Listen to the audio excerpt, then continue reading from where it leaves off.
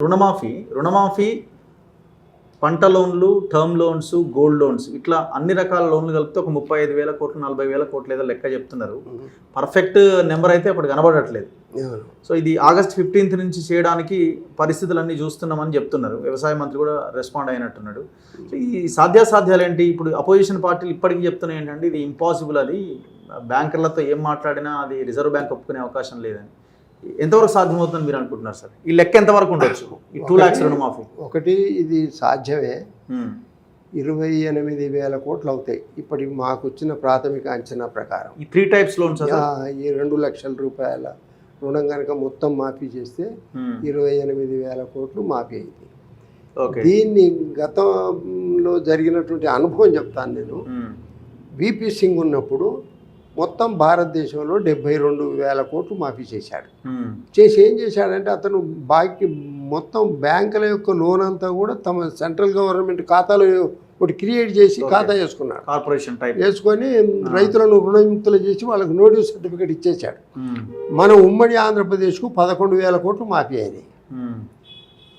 తర్వాత మనకు వెంటనే అప్పులు వచ్చినాయి. కానీ కేసీఆర్ ఏం చేశాడంటే మొట్టమొదటి విడత మనకు మాఫీ చేసినప్పుడు 16,000 కోట్లు మాఫీ చేశాడు, 4 విడతలు. అయితే 16,000 కోట్లు 4 విడతలు ఆయన మాఫీ చేయడం వల్ల రైతుల మీద 9,800 కోట్లు వడ్డీ పడింది. రెండో విడత మళ్ళీ 1,00,000 రూపాయలు మాఫీ అన్నప్పుడు ఏంటంటే 25,000 కోట్లు మాఫీ వచ్చింది. 25,000 కోట్లకు 20,000 కోట్లు మాఫీ తను ఇచ్చాడు. ఇంకా 5,000 కోట్లు బాకీ అలా ఉంది. అది కూడా 4 విడతలు కావడం చేత ఏమిటంటే మళ్ళీ వడ్డీ 10,000 కోట్లు పడింది. అయితే ఈ వడ్డీ 4 విడతలు పడడం అనేది పక్కకు పెట్టండి.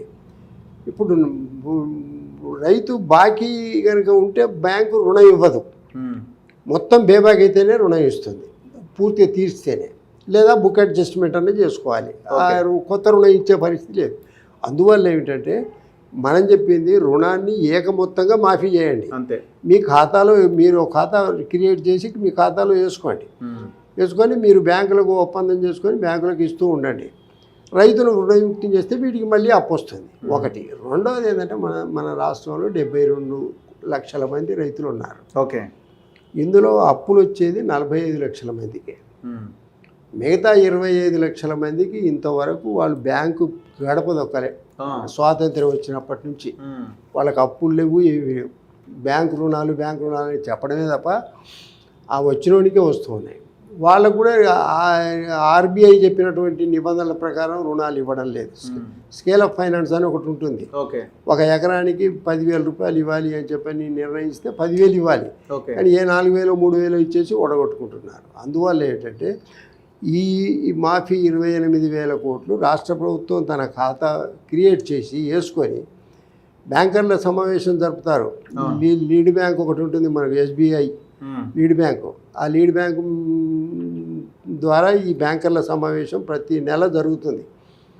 వాళ్ళు ఒక ఖాతా ఓపెన్ చేసి వేసుకొని బ్యాంకు గ్యారంటీ ఇచ్చి వాళ్ళు గవర్నమెంట్ గ్యారంటీ ఇస్తే వాళ్ళు అంగీకరిస్తారు.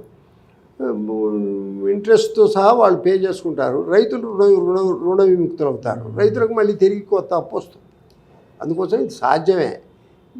నిజాయితీ పద్ధతి ఉంటే.